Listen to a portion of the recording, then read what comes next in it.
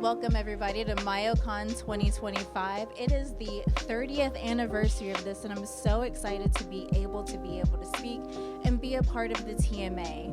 With that being said, everybody that you get to see and everybody that's going to be around has amazing, incredible stories and amazing journeys that I cannot wait for you guys to view and listen to. So welcome again to MyoCon 2025.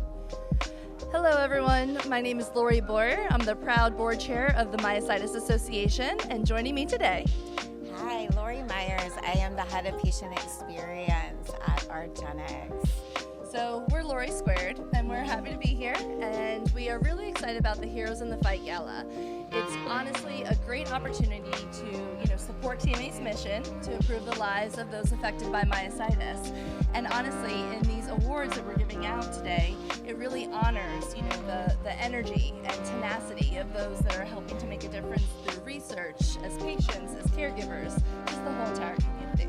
Yeah, and I can't even think of a better word to describe the feeling that is here than community. Yes. It is palpable, it is supportive, the inspiration.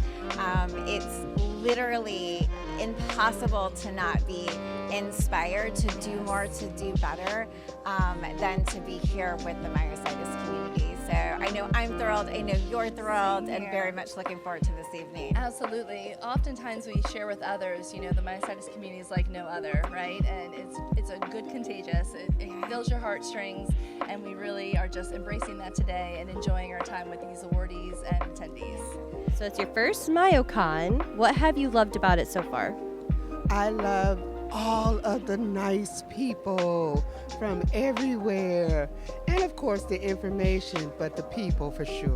It's been amazing to be able to meet the doctors that I don't really have access to back at home, and be able to get kind of other opinions as well. And it's been amazing to just meet the doctors that I've watched YouTube videos of when I first got diagnosed. And it's amazing to be around other people who have it too. So I've really been fortunate to be able to come to 6 of the last 8 MyoCons. And the things that keep me coming back are the people who are here, the people who keep coming back year after year. I always meet new people, but at the same time I'm able to reconnect with people who I have been meeting with and enjoying their company and learning over the past years. But I think that what I'm always most interested in is what the Medical Advisory Board is cooking up. And so I'm always very excited to see what they have to say about the latest developments for myositis. I was told that I didn't need to come to a conference, that I could just learn everything online.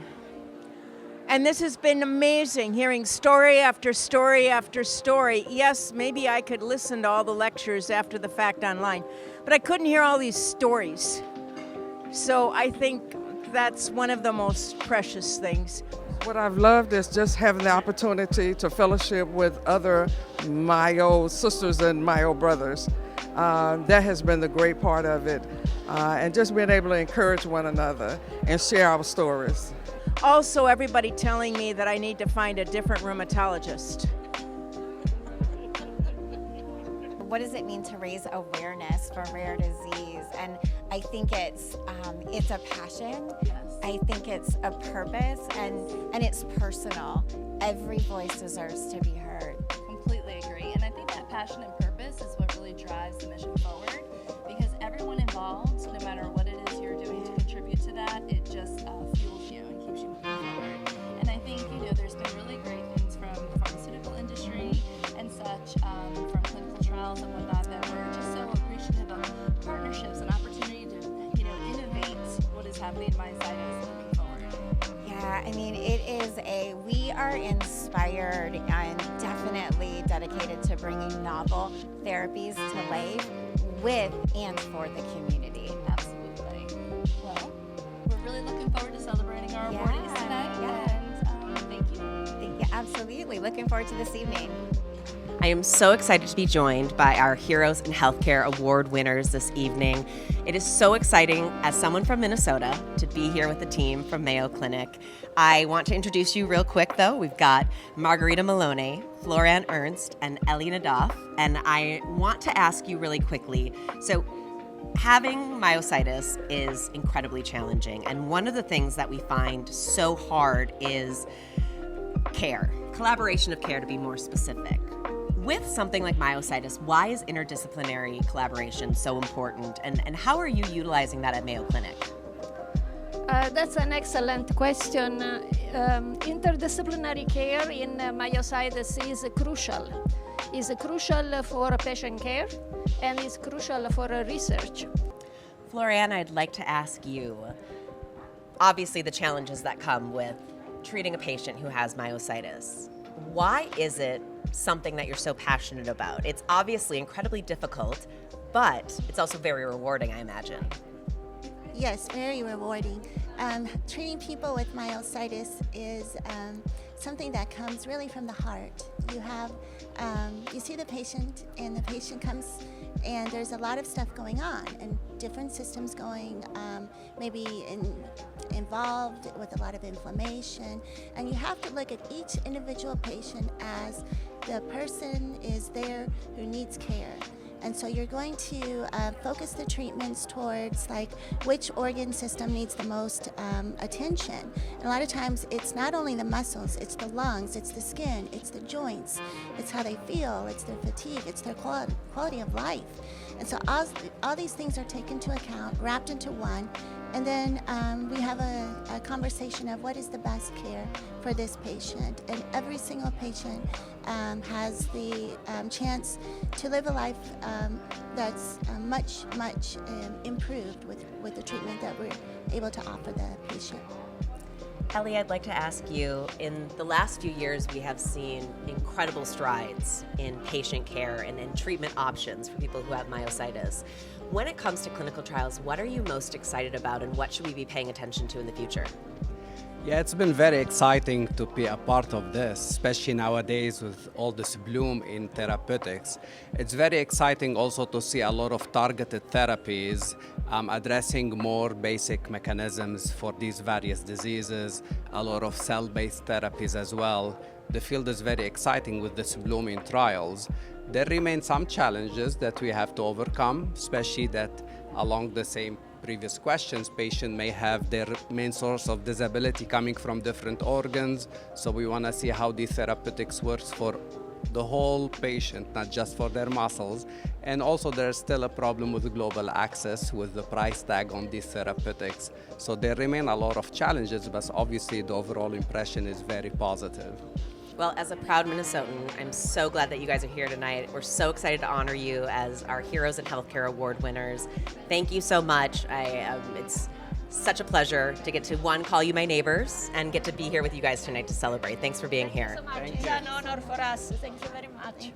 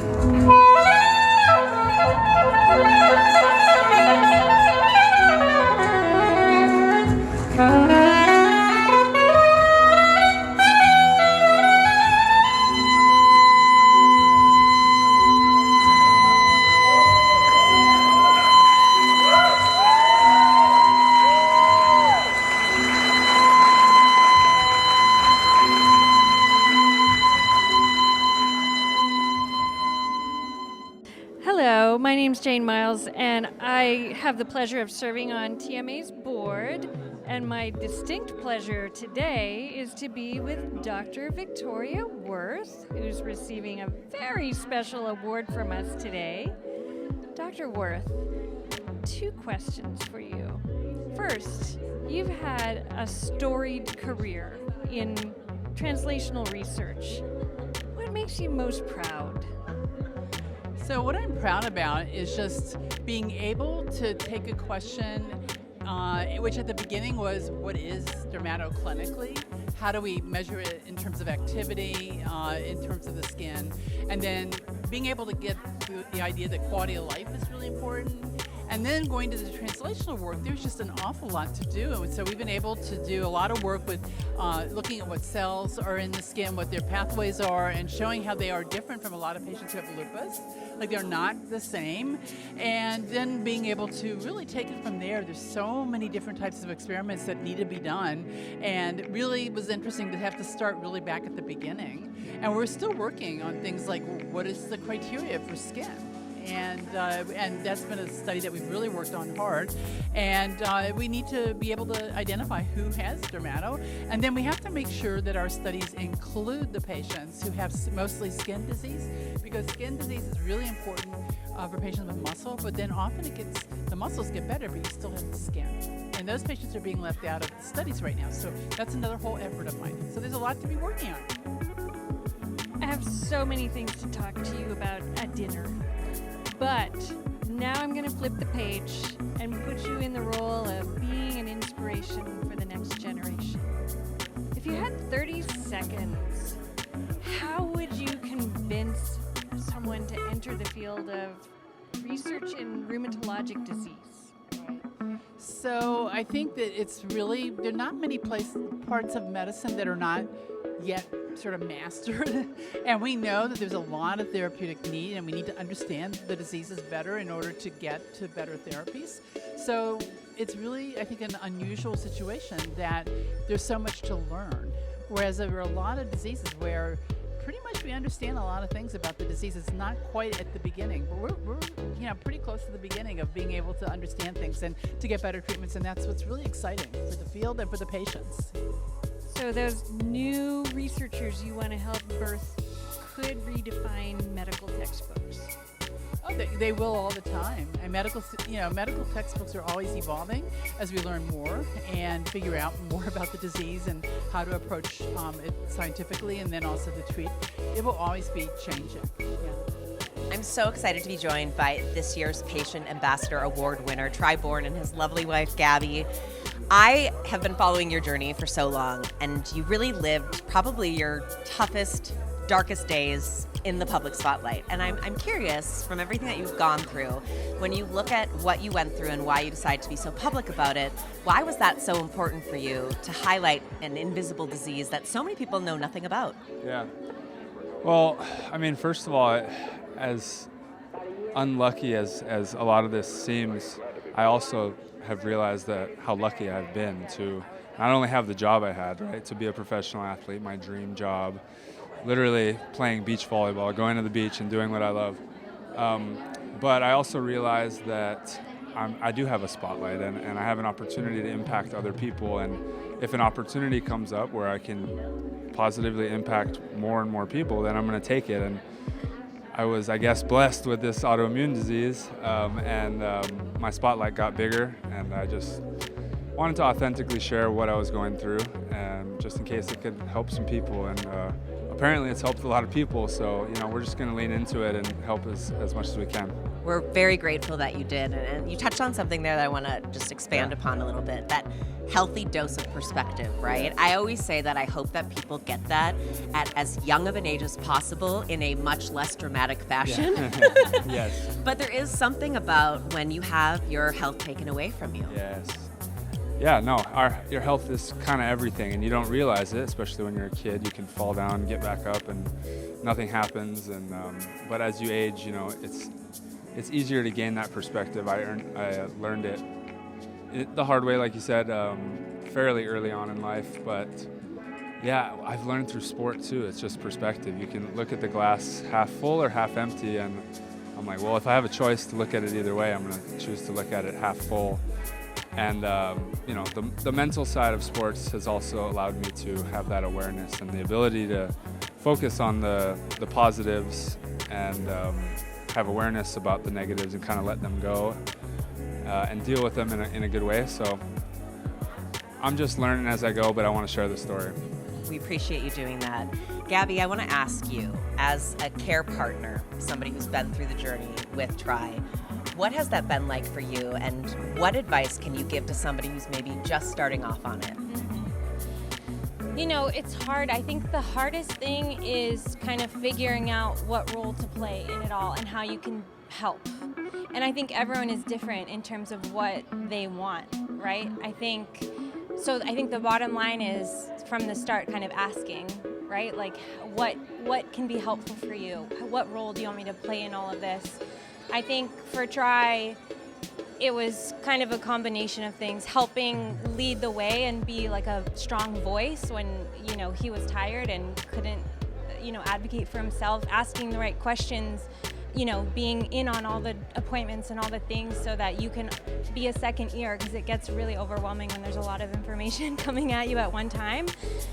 So to kind of be in the know about all that so that you can also ask questions and be there, but also knowing when they need to be distracted from it all too. I think a lot of the time something that he needed from me was to not talk about it and be like the light and change the subject and, you know, so yeah, I think it's going to be dependent on the person what they need, right? But and he made it easy in a lot of ways because he did have this really positive perspective about it. And sometimes, like, we were getting married the year that this all happened. Perfect timing. Yeah, it was like right after we got engaged and before our wedding, and so it was kind of a crazy time. But I remember getting to the end of it all and looking back and feeling like, wow, how did we enjoy ourselves so much in such a hard time? Because obviously there was a lot of lows and a lot of hard things too, but like just knowing that we had each other to lean on, I think like that's the most important thing.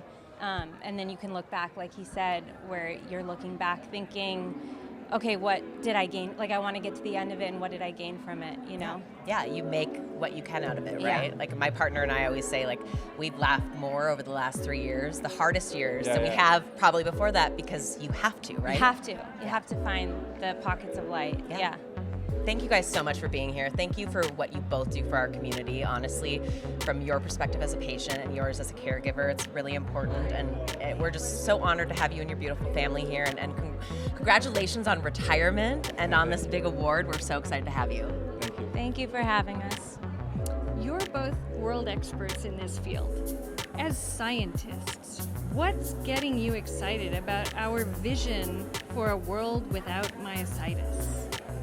Well, Jane, I'm very involved in the clinical trial world of myositis, and I think it's just been tremendously exciting to see many new drugs in development, both on the autoimmune side and in the pipeline for inclusion body myositis. I think that really actually gives us tremendous hope that we're not only going to stop this disease from progressing, but we're actually hoping for wins and a cure.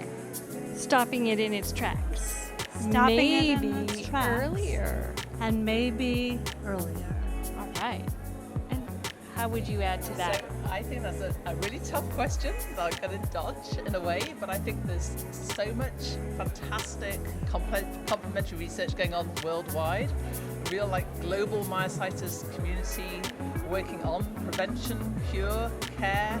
So I think we can see that in the Global Conference on Myositis, the IMAX, the growth of all these international patient-centered research communities. So I think there's so much strength and depth in myositis research, that so much exciting research going on.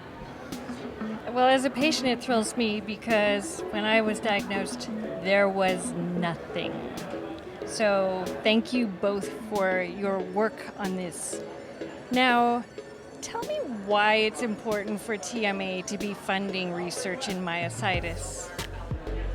So I think it's a rare disease. It's very, very difficult for researchers to get funding to work on rare diseases.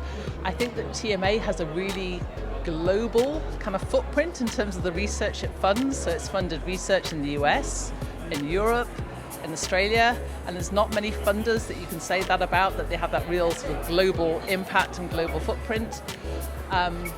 Yeah, so I think that's important. I think the amazing thing about TMA is it brings medical advisors from around the world, and we get together with scientists, with industry partners, with patients, and we really have learned to collaborate, and we all have the same mission to find those new, innovative, cutting-edge drugs to make a better world for myositis patients.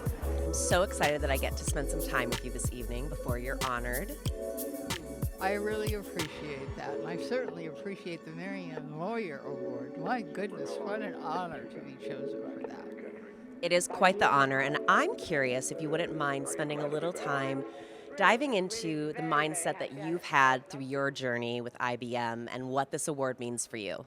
Well, as you know, living with myositis can be a real roller coaster. Sometimes you go through some very dark periods, some very low periods, but then you have to dig deep to your inner spirit. And I became a volunteer for the Myositis Association to help dig me out of my very dark place. And I found that I got more than I gave to the myositis community, and the Myositis Warrior was born. So, you know, I just really enjoy working for, as a volunteer, the Myositis Association. The Myositis Warrior, what is the mindset behind that for you? Well, during that dark period, I live in San Diego, the land of Comic-Con. So I needed to dig myself out of that dark place, and there were superheroes on every corner. And I decided, you know, I can be a superhero too. And living with myositis, it helps. So I adopted the spirit and the energy, and I attended Comic-Con in my very first case that year. And it's kind of been with me ever since, and I enjoy the role. Yes, a lot of people think I look slightly ridiculous. Let's be honest. You know what? I do not care. I just enjoy the role, and I embrace it. I love your outlook and I love your positivity, and I, again, am so honored to get to be here with you, and I'm wondering if you could send a message to that person that's sitting at home that is in that dark time. Maybe they were just diagnosed or they're going through a setback, and you obviously have been there. I've been there myself as well. What would you say to them? Your life is not going as planned. What a surprise. But you know what? Your life can be better than ever. This is life-changing, and you gotta roll with the punches. And you can still do things. You can go to concerts, you can go to plays, you can go to restaurants, but don't go it alone. Go it with the support of the Myositis Association, volunteers, people in support groups. I think you too can find your way out of that dark place and see the sunshine once again.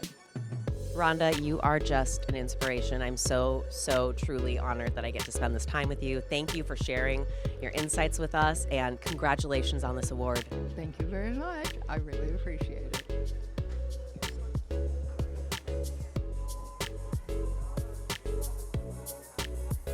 How long have you had myositis, and how do you stay positive? I've had myositis. I'm a newbie, so it's only been a year and a half. And the way to keep positive is my faith. I've had myositis for about a year and a half, and what I do to stay positive is find things that make me happy throughout the day, taking walks, little things, just the silver linings that just improve my day, little things. My symptoms started in 2005. I was diagnosed in 2011, and what keeps me positive is my faith, knowing that through all of this, God is going to be there and has been there for me. I was diagnosed in June, so it's hard for me to know how long I've had it, because when I think back, I think, oh, well, that symptom, well, was that a part of myositis, and was that a part of myositis? So there's confusion in me as to how long, and maybe after I've worked with this longer, I'll know more. But how do I stay positive? I've got a couple of mentors, particularly that keep on me to help me stay focused, and I just have a lot of good friends, and I'm crazy too busy, so it's when do I have time to be down? Well,